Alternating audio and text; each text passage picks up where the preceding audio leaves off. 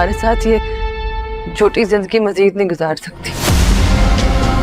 تمہیں فیصلہ لینا ہوگا، یا تو تمہاری اماں یا میں اور تمہارا بیٹا۔ میں نے کہہ دیا کہ مہا جاب نہیں کرے گی تو وہ جاب نہیں کرے گی۔ سب سے پہلے اختیار شاہ، اس کے بعد کوئی اور۔ تمہیں میری بات سمجھ نہیں آئی؟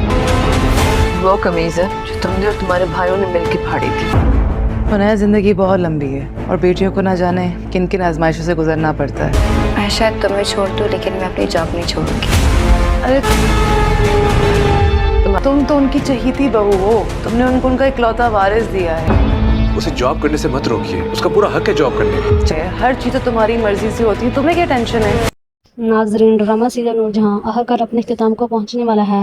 ڈرامہ سیریل نور جہاں کی سیکنڈ لاسٹ ایپیسوڈ بہت ہی زیادہ زبردست ہونے والی ہے۔ نور بانو آخر اپنے ارادوں میں کامیاب ہو ہی جاتی ہے اور وہ نور جہاں کے بیٹوں سے اپنے باپ کی موت کا بدلہ لینے میں کامیاب ہو جاتی ہے، اور نور بانو یہ بات بھی بہت اچھے سے جانتی ہے۔ اس کا شوہر مراد بھی سب میں شامل ہوتا ہے۔ نور جہاں کے بیٹوں نے مختار شاہ کو مارتے ہوئے جو قمیض پھاڑی تھی وہ نور بانو کے پاس ابھی تک موجود ہوتی ہے۔ نور بانو باپ کی پھٹی ہوئی قمیض کو مراد کے پاس لے کر آتی ہے اور اسے کہتی ہے، یہ جانتے ہو یہ کس کی قمیض ہے؟ مراد مختار شاہ کی قمیض دیکھنے کے بعد بالکل بھی نہیں پہچان پاتا کہ یہ وہی قمیض ہے جو اس نے اور اس کے بھائیوں نے مل کر پھاڑی تھی۔ نور بانو سے حقیقت بتاتی ہے اور اسے کہتی ہے، یہ وہی قمیض ہے جو تم نے اور تمہارے بھائیوں نے میرے باپ کو مل کر مارتے ہوئے پھاڑی تھی، اور میں اب تمہارے ساتھ مزید یہ جھوٹی زندگی نہیں گزار سکتی۔ نور بانو کے منہ سے یہ بات سنتے ہی مراد کو بہت بڑا جھٹکا لگتا ہے۔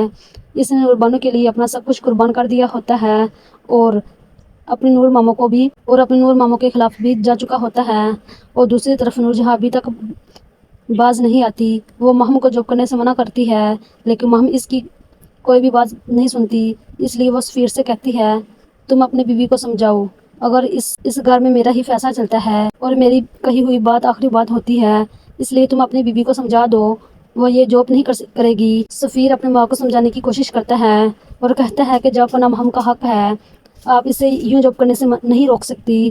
نور جہاں سفیر کو ڈانٹتی ہے اور اسے کہتی ہے، تم جا کر اپنی بیوی کو سمجھاؤ۔ سفیر پھر اپنی بیوی کو سمجھانے کے لیے جاتا ہے اور اسے کہتا ہے، میری ماں کو تمہارا یوں جاب کرنا بالکل بھی پسند نہیں ہے، اس لیے تمہیں تمہاری جاب چھوڑنی ہوگی۔ مہم سفیر کو جواب دیتی ہے، میں یہ نوکری کبھی نہیں چھوڑوں گی، میں تمہیں تو چھوڑ سکتی ہوں لیکن یہ نوکری کبھی نہیں چھوڑوں گی۔ سفیر جیسے ہی مہم کی یہ بات سنتا ہے اس کو بہت بڑا جھٹکا لگتا ہے، تو مہم سفیر کو چننے کے لیے موقع دیتی ہے اور اسے کہہ دیا، یا تو تم اپنی ماں کے ساتھ رہنا ہوگا یا پھر میرے اور اپنے بیٹے کے ساتھ رہنا ہوگا، اب یہ فیصلہ تم پہ چھوڑ دیا ہے، تم نے کیا کرنا ہے۔ حنید نے اپنی ماں کے لیے اتنا سب کچھ کیا ہوتا ہے لیکن پھر بھی حنید کی بیٹی کی کوئی اس کے گھر میں عزت نہیں ہوتی۔ حنید اپنی بیٹی کو اس کا حق دلانے میں ناکام رہتا ہے اور سفینہ کو یہ بات بالکل بھی پسند نہیں آتی۔